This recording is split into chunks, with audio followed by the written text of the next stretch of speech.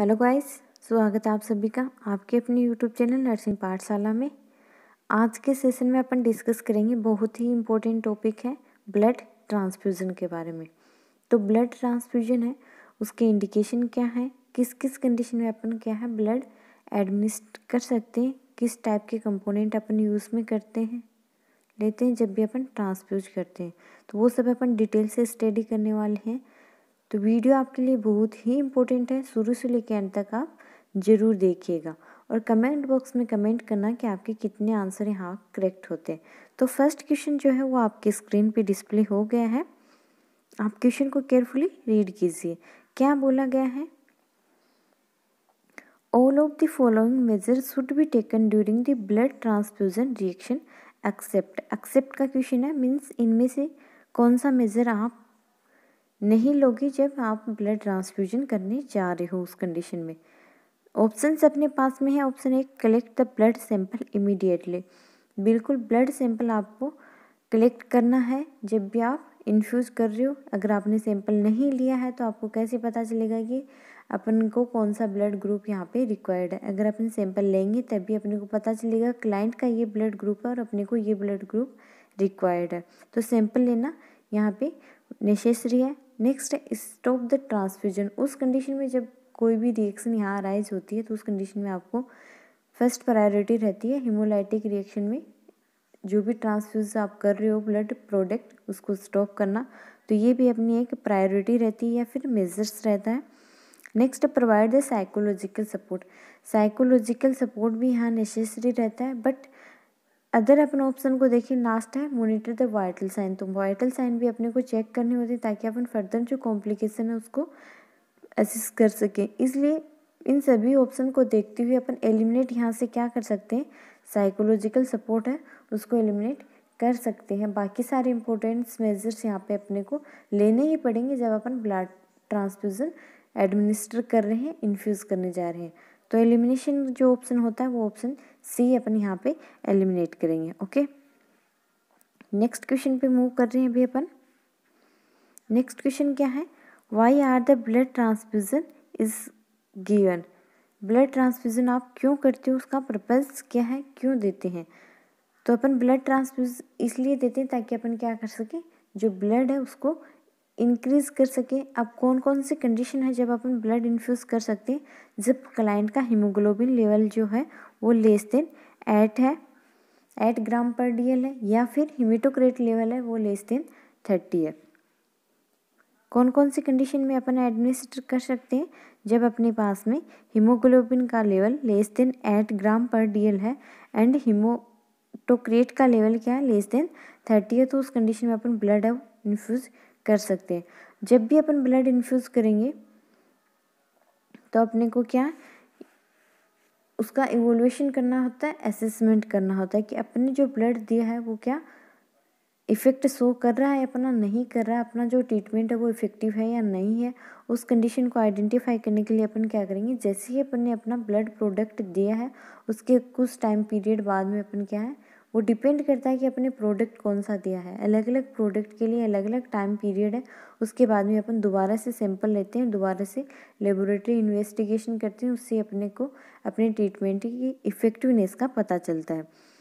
तो अगर अपन ने ब्लड कंपोनेंट दिया है, होल ब्लड एडमिनिस्टर किया है या फिर RBC एडमिनिस्टर की है, तो उस कंडीशन में अपना जो इफ़ेक्टिवनेस है वो कब शो होगा, आफ्टर दी 12 to 48 आवर है शो होगा। और इंक्रीजमेंट क्या देखने को मिलेगा, अगर आपने 1 यूनिट ब्लड एडमिनिस्टर की है तो वहाँ पे 1 ग्राम हीमोग्लोबिन का लेवल यहाँ बढ़ना चाहिए, तभी अपन बोल सकते हैं कि अपना जो ट्रीटमेंट है वो इफ़ेक्टिव है।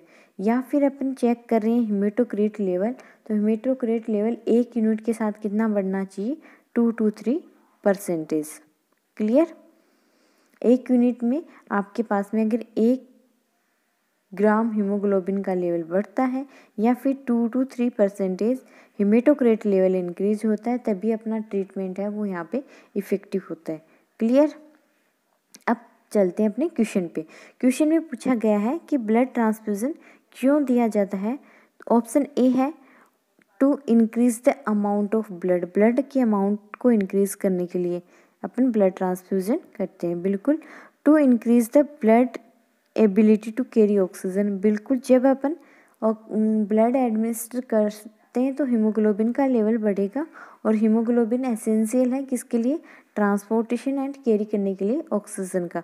नेक्स्ट है to reduce and decrease the risk of bleeding, bleeding के रिस्क कैसे रिड्यूस होती है ब्लड ट्रांसफ्यूजन से, क्योंकि ब्लड में क्या होता है, आरबीसी, डब्ल्यूबीसी एंड प्लेटलेट, तो प्लेटलेट की वजह से यहाँ पे क्या होगा, ब्लीडिंग के चांसेस कम होंगे। तो ऑल ऑफ दिस यहाँ पे करेक्ट होगा ब्लड ट्रांसफ्यूजन के रिगार्डिंग। क्लियर। नेक्स्ट क्वेश्चन क्या है, during blood transfusion which of the following complication may be arise, जब आप ब्लड ट्रांसफ्यूजन करते हो तो उस कंडीशन में कौन कौन से कॉम्प्लिकेशन यहाँ अराइज हो सकते हैं। ऑप्शन क्या है, allergic reaction, option B anaphylactic shock, option C is productive cough, and option D is both A and B. तो डिटेल से अपन बात करें जो ब्लड ट्रांसफ्यूजन रिएक्शन है उनके बारे में, तो यहाँ दो तरह से रिएक्शन डेवलप हो सकती हैं। फर्स्ट जो रिएक्शन यहाँ पे होती है वो क्या रहती है, इमीडिएट रिएक्शन रहती है, और सेकंड जो होती है वो डिलेड होती है। इमीडिएट रिएक्शन में अपन इंक्लूड करते हैं फर्स्ट जो है हीमोलाइटिक रिएक्शन, हीमोलाइटिक रिएक्शन या फिर blood transfusion haemolytic reaction. Second जो यहाँ पे रहता है वो रहता है सर्कुलेटरी ओवरलोड। सर्कुलेटरी ओवरलोड कब होगा, जब अपन मैसिव अमाउंट में ब्लड ट्रांसफ्यूजन कर रहे हैं, या फिर जो फ्लो है, फ्लो रेट है उसको इंक्रीजमेंट करके दे रहे हैं, तो उस कंडीशन में सर्कुलेटरी ओवरलोड हो सकता है। थर्ड जो इमीडिएट रिएक्शन यहाँ पे रहती है वो क्या रहती है, एलर्जिक रिएक्शन अराइज हो सकती है। तो ये इमीडिएट यहाँ पे कॉम्प्लिकेशन होते। नेक्स्ट है डिलेड कॉम्प्लिकेशन। डिलेड कॉम्प्लिकेशन में आता है आपका आयरन ओवरलोड या फिर जॉन्डिस की कंडीशन यहाँ पे अराइज हो सकती है। ठीक है, तो ये क्या होते हैं, डिलेड कॉम्प्लिकेशन होते हैं ब्लड ट्रांसफ्यूजन के। तो यहाँ पे अपने पास में ऑप्शन में दे रखा है, फर्स्ट एलर्जिक रिएक्शन हो सकती है, ब्लड ट्रांसफ्यूजन आपने इन्फ्यूज़ किया तो उसका कॉम्प्लिकेशन बिल्कुल हो सकता है, जिसको अपन सेप्टिसेमिया भी बोल सकते हैं। नेक्स्ट है एनाफाइलेटिक शॉक, एनाफाइलेटिक रिएक्शन या फिर एनाफाइलेटिक शॉक डेवलप हो सकता है। तो ये दोनों ही कंडीशन अराइज हो सकती है जब अपन ब्लड इन्फ्यूज़ करते हैं। तो ऑप्शन ए और बी जो होगा वो करेक्ट होगा, यानी कि ऑप्शन डी यहाँ पे करेक्ट होगा। Okay, clear. डिटेल से अपन जब बात करें, अपने पास में फर्स्ट ट्रांसफ्यूजन रिएक्शन है, और ट्रांसफ्यूजन रिएक्शन उस कंडीशन में होती है जब अपन इनकॉम्पेटेबल ब्लड है वो एडमिनिस्टर कर देते हैं, उस कंडीशन में ट्रांसफ्यूजन रिएक्शन डेवलप होती है। तो क्वेश्चन में अपने को दे रखा होगा सिम्टम के बारे में, अगर क्लाइंट को आपने एडमिनिस्टर किया है ब्लड और उस कंडीशन में आप देख रहे हो इमीडिएटली क्लाइंट को चिल्स है, या फिर चिल्स के साथ में मसल्स एक है, बैक पेन है, चेस्ट पेन है, इचिंग हो रहा है, स्वेलिंग हो रहा है, इस तरह के सिम्टम आपको दे रखे हैं, तो आप क्या इमीडिएट यहाँ पे एक्शन लेने वाले हो। इस तरह से क्वेश्चन पूछा जा सकता है, फर्स्ट थिंग। सेकंड थिंग यहाँ से ये पूछी जा सकती है, इस तरह की कंडीशन अराइज होती है तो आप नेक्स्ट अपना रिस्पॉन्ड क्या शो करोगे। तो दोनों तरह से क्वेश्चन पूछा जा सकता है। सिम्टम देख के आपको ये भी पूछा जा सकता है कि यहाँ पे रिएक्शन कौन सी हो रही है, कि यहाँ पे सर्कुलेटरी ओवरलोड हो रहा है, या फिर ट्रांसफ्यूजन रिएक्शन हो रही है, या फिर यहाँ पे आयरन ओवरलोड हुआ है। इस तरह से भी क्वेश्चन पूछा जा सकता है। तो हम हर एक टाइप का यहाँ पे डिस्कस करने वाले हैं, don't worry about it, her concept यहाँ पे आपका क्लियर होगा। तो सबसे पहले अपन बात करें सिम्टम कौन कौन से अराइज होंगे जब ट्रांसफ्यूजन रिएक्शन होती है उस कंडीशन में। तो सबसे पहले होता है यहाँ पे चिल्स, नेक्स्ट है मसल्स पेन, नेक्स्ट है चेस्ट पेन, नेक्स्ट इसके साथ सिम्टम होगा वो क्या होगा, थ्रेडी पल्स, नेक्स्ट सिम्टम अपने पास में होगा पेलर, कलर चेंज, नेक्स्ट है इचिंग। तो इस तरह के आपको सिम्टम दिया है तो वो क्या डिनोट कर रहा है, यहाँ पे ट्रांसफ्यूजन रिएक्शन हुई। किस कंडीशन में? जब अपना क्लाइंट क्या है यहाँ पे कॉन्शियस है। नेक्स्ट कंडीशन क्या अराइज हो सकती है कि आपका क्लाइंट क्या है अनकॉन्शियस है, तो उस कंडीशन में, तो अनकॉन्शियस अगर अपना क्लाइंट है तो उस कंडीशन में क्या देखने को मिलेगा अपने को यहाँ पे वीक पल्स। सबसे पहले आपको क्या मिलेगा? Week pulse. इसीलिए ज़रूरी होता है जब भी अपन ब्लड एडमिनिस्टर करते हैं बिफोर अपने को क्या करना होता है, वाइटल साइन है उसको असेसमेंट करना होता है ताकि अपन आइडेंटिफाई कर सके एनी चेंजमेंट को। अगर अपन ने पहले चेक किया है बेस लाइन, वाइटल साइन देखे हैं, तभी अपन आइडेंटिफाई कर सकते हैं कि वाइटल साइन में कोई चेंजमेंट हुआ है। तो जैसे ही अपने पास में अनकॉन्शियस क्लाइंट है तो उसमें अपन क्या है डिज्निया वगैरह को असेस नहीं कर पाते, वहाँ पे अपन वाइटल्स चेक करते। अगर आपको वीक पल्स के साथ में हाइपोटेंशन हो रहा है क्लाइंट में या फिर ओलिगोयूरिया या एनीयूरिया की कंडीशन अराइज हो रही है तो आप आइडेंटिफाई कर पाओगे कि हाँ ट्रांसफ्यूज़न रिएक्शन डेवलप हो रही है। क्लियर? तो दोनों ही बात अपने यहाँ पे कर ली है, क्लाइंट कॉन्शियस है या फिर अनकॉन्शियस है। अब बात करते हैं, आपने आइडेंटिफाई तो कर लिया है कि यहाँ पे ट्रांसफ्यूज़न रिएक्शन हो रही है, लेकिन आप यहाँ पे एक्शन क्या लेने वाले हो? तो एक्शन की अपन बात करें तो यहाँ से फिर से अपने को प्रायोरिटी पूछी जाती है, और प्रायोरिटी की अपन बात करें तो सबसे पहले जब भी ट्रांसफ्यूज़न रिएक्शन डेवलप होती है अपनी प्रायोरिटी जाएगी स्टॉप द ट्रांसफ्यूज़न। अब एग्जामिनर क्या है कि यहाँ से आइडेंटिफाई कर लेता है कि ये एक तो आपने रट लिया है, तो अपने को क्वेश्चन में ये देगा कि फर्स्ट आपने स्टॉप द ट्रांसफ्यूजन कर दिया। पूरा क्वेश्चन की अपन बात करें तो कुछ इस प्रकार से पूछा जाएगा कि आप ब्लड एडमिनिस्टर कर रहे हो एज ए नर्स, आपने देखा कि हाँ ट्रांसफ्यूजन रिएक्शन डेवलप हो गई है और आपने क्या किया है, जो ब्लड है उसको स्टॉप कर दिया है। इसके बाद में आपकी नेक्स्ट प्रायोरिटी क्या रहेगी? तो अपन ने तो हमेशा रट रखा है first priority stop the transfusion, लेकिन सेकंड प्रायोरिटी को अपन नहीं जानते, तो हमेशा ध्यान में ये रखना है सेकंड प्रायोरिटी अपनी यहाँ पे क्या रहेगी, चेंज द आईवी ट्यूबिंग। बिल्कुल सेकंड प्रायोरिटी जब भी ट्रांसफ्यूजन रिएक्शन डेवलप होगी, आईवी ट्यूबिंग है उसको चेंज करना अपनी यहाँ पे क्या रहेगी, सेकंड प्रायोरिटी रहेगी। तो अपने को एग्जामिनर की चाल में नहीं फंसना है। थर्ड प्रायोरिटी अपन देंगे, जो भी हेल्थ केयर प्रोवाइडर है उसको इन्फॉर्म करेंगे। क्लियर? थर्ड प्रायोरिटी क्या रहेगी, हेल्थ केयर प्रोवाइडर को इन्फॉर्म करना। उसके बाद में जो भी हेल्थ केयर प्रोवाइडर जो भी इमरजेंसी ड्रग जैसे कि एंटीहिस्टामिन है, वेसोप्रेसिन है या फिर कोर्टिकोस्टेरॉइड है, इस तरह के अपने को प्रिस्क्रिप्शन देगा और वो एडमिनिस्टर करना होता है, वो नेक्स्ट अपने को एक्शन लेनी होती है। फर्स्ट प्रायोरिटी की अपन ने बात कर ली है, हमेशा ध्यान में रखना है। ट्रांसफ्यूजन रिएक्शन डेवलप होगी, सबसे पहले आपको जो भी ब्लड है या फिर जो भी आप प्रोडक्ट दे रहे हो, चाहे पैक्ड आरबीसी है चाहे होल ब्लड है, उसको आपको स्टॉप करना है। नेक्स्ट आपको क्या करना है, आईवी ट्यूबिंग है उसको चेंज करना है। नेक्स्ट आपको हेल्थ केयर प्रोवाइडर को इन्फॉर्म करना है। क्लियर? तो फर्स्ट ट्रांसफ्यूजन रिएक्शन की अपन ने बात की है। अब सेकंड अपन बात करने वाले हैं सर्कुलेटरी ओवरलोड के बारे में। तो सर्कुलेटरी ओवरलोड की कंडीशन अगर यहाँ पे अराइज हो रही है तो सबसे पहले आपको क्या देखने को मिलेगा, यहाँ पे डिस्निया या फिर डिस्टेंडेड वेन। क्यों?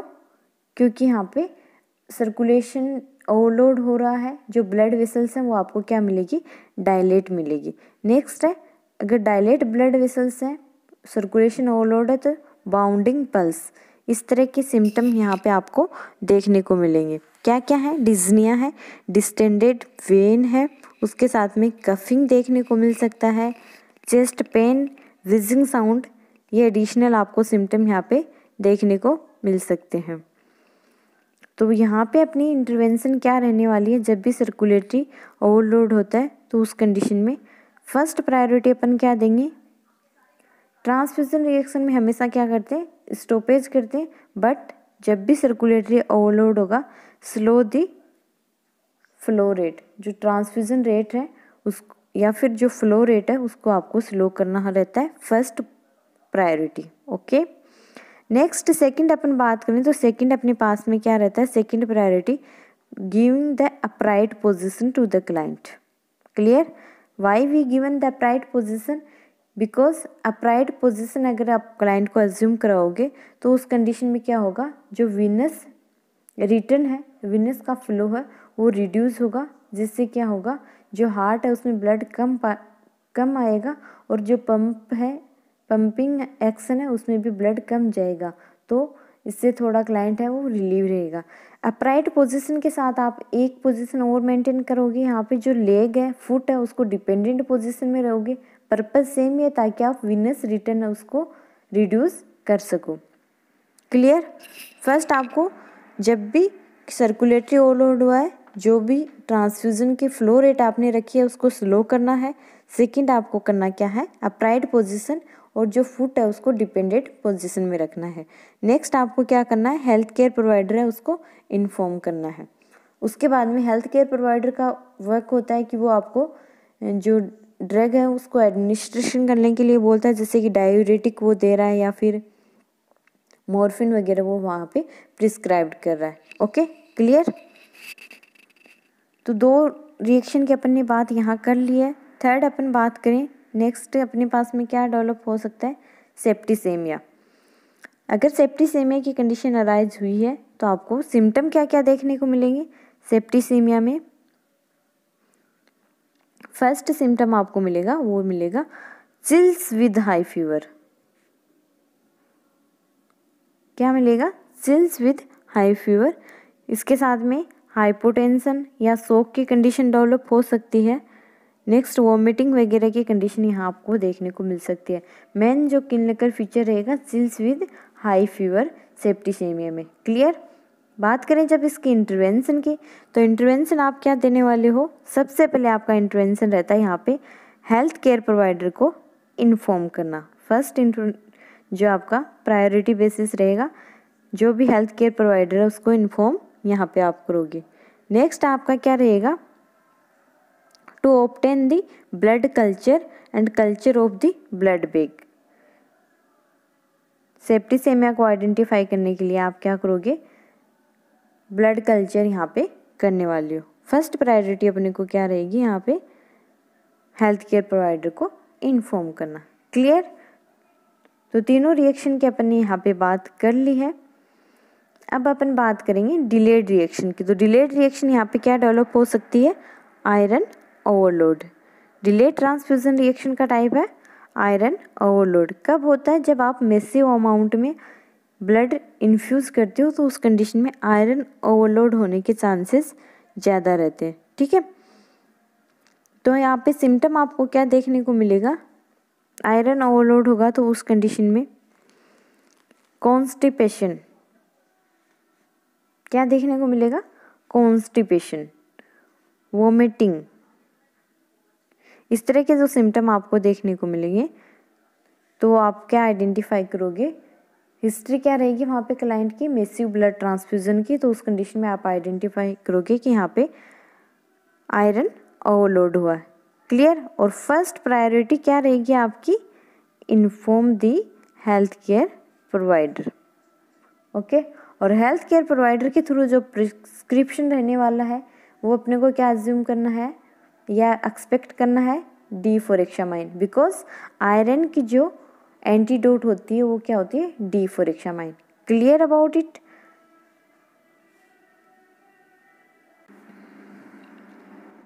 तो ये थे अपने कुछ क्वेश्चन जो ब्लड ट्रांसफ्यूजन के रिगार्डिंग है।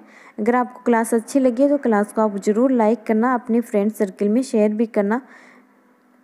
अगर आप हमारे चैनल पर नए हो तो चैनल को सब्सक्राइब करना भी बिल्कुल मत भूलना, क्योंकि हम आने वाली जो अपकमिंग एग्ज़ाम है उसकी यहाँ पे आपको फुल्ली डिटेल से प्रिपरेशन करवाने वाले हैं। तो हमारे चैनल के साथ अभी से आप जुड़ जाइए। सब्सक्राइब करने से आपको क्या मिलेगा, नेक्स्ट जो वीडियो है अपना उसका नोटिफिकेशन मिल जाएगा। तो यहाँ आपको इधर उधर भटकने की ज़रूरत नहीं पड़ेगी। Thank you.